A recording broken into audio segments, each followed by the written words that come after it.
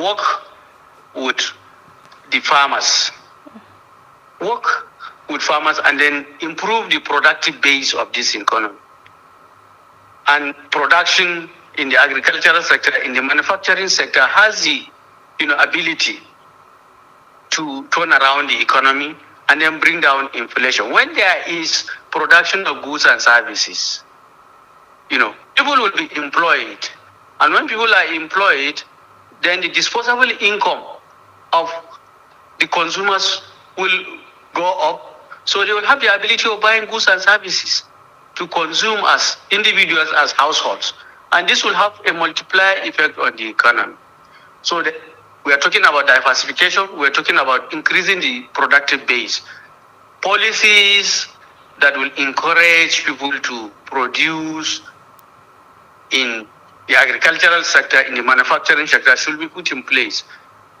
Interest rate should, through the central bank, be moderated so that those that need capital to invest can have access to capital through the banking system at affordable rates, so that people can invest in agriculture, people can invest in manufacturing, the small-scale industries. Once this industrial, the productive base is improved upon, then inflation will be moderated. And that is the way to go, as we have seen in other countries. So the government needs to work with the private sectors, and they also need to increase productive base by making these rules and regulations very friendly for people that want to be involved in, especially agriculture. Yes, that is the way to go. Yeah. So let's talk about the consistent borrowing of funds by the Nigerian government. Can the Nigerian government cut down the rate of borrowing and create jobs in industries to boost the gross domestic product of Nigeria? Must Nigeria borrow as a nation? Well, it is pertinent to note that in principle, there is nothing wrong in borrowing. Okay. Countries borrow. Both developed and developing countries borrow in order to finance infrastructural development. And we also need to understand that as a government, Nigeria has been consistently running a deficit budget. An expansionary budget has been implemented over the years. So we have budget deficit that needs to be financed. And for government, there are 2 or 3 or 4, depending on the policy of the government, means of financing the budget deficit. One is through borrowing. This borrowing, either from external, and it can be external borrowing and then internal borrowing. Then there is also,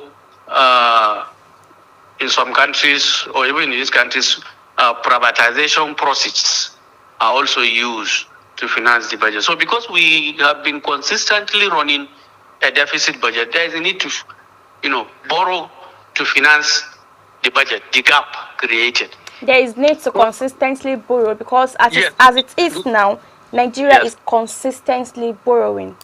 Yes, consistently borrowing because we've been consistently running a deficit budget.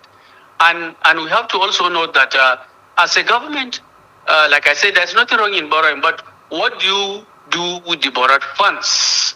Are you borrowing in order to finance infrastructural development that will pay back in the no distant future? Or we are borrowing for conspicuous consumption? So this is the issue. So the Nigerian assets that were seized by the Chinese, should we look forward to another borrowing for them to fix it and bring them back to the country? Because that's what they always do. They always borrow to cover up their acts. Well, the issue is that it's really funny that we have gone to such an extent. Otherwise, if we have been consistently servicing our debts, meeting our financial obligations, we will not be in a situation, an embarrassing situation in which our presidential jets are, carted away because we have failed in, meeting our contractual agreements, for contractual obligations. But as a government, I think the government needs to find an ingenious way of, meeting, sitting down and then renegotiating so that we get back our presidential fleets. But by and large, borrowing is not a wrong idea, but such borrowings must be based on the national debt management framework approved by the government. So there must be, a responsibility in borrowing, so that we borrow for productive investment. There's nothing wrong in borrowing. Yes, borrowing for productive investment. Borrowing is not a bad idea, but this money that they are borrowing, are they using it to grow the country, or they are using it to grow their personal accounts? Because we are not seeing the impact of this money that they are borrowing. They are borrowing money. Maybe they will say they want to use it to do this, to do that, but at the end of the day, we don't see anything that they are doing, and paying back the loan, the borrowed money, it's another big problem, leading to other countries seizing our personal properties, which is a very bad name for the country.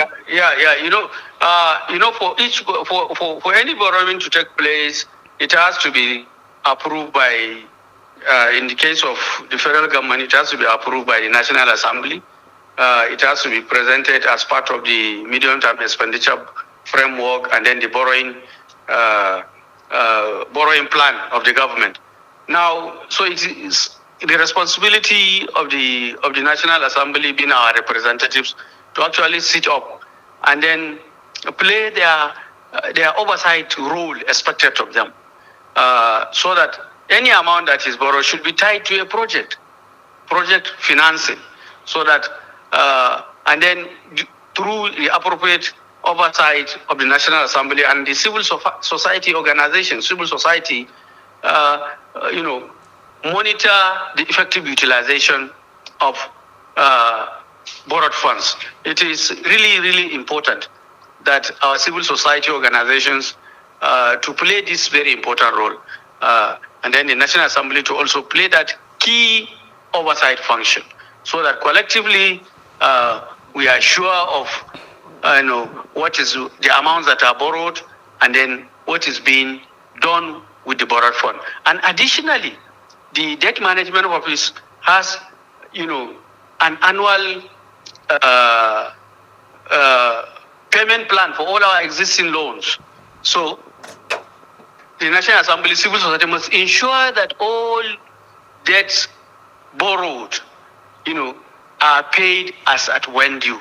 Adequate budgetary provisions are made for the servicing of the loans, so that we don't end up, being embarrassed. As an economist, how do you describe the state of Nigeria at the moment, and what should be the way forward? What do you think should be the way forward? Well, I think we are in a very difficult period, in the sense that when this government came in, there is a price pressure. Inflation started, moving hayway to the south due to the decision of this present administration. It was a reform, actually, that was aimed at lifting economic growth and shoring up public finances. But unfortunately, these reforms have sent inflation soaring, and then income, people's income actually being eroded. Okay. Now, for me, what I can recommend is that government should put in place concrete measures of turning around the economy, in the sense that there is a need to prioritize, certain sectors of the economy.